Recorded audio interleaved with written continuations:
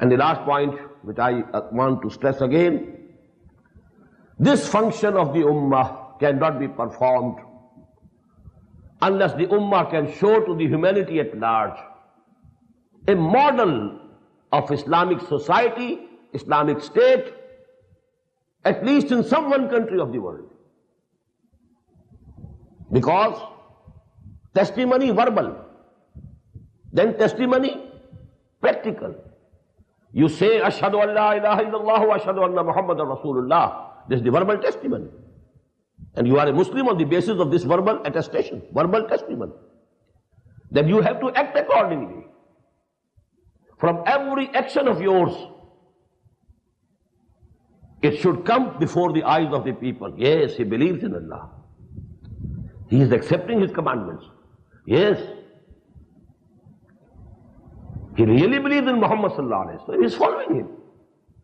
This is the practical testimony, shahada.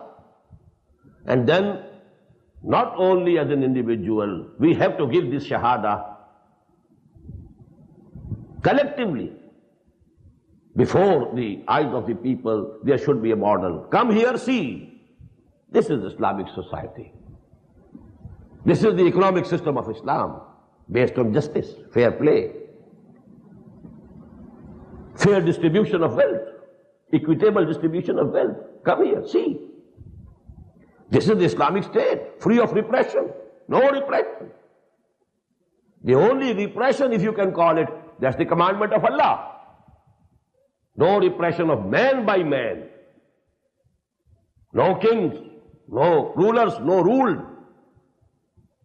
Ruler, only Allah. Kunu ibadallahi ikhwana.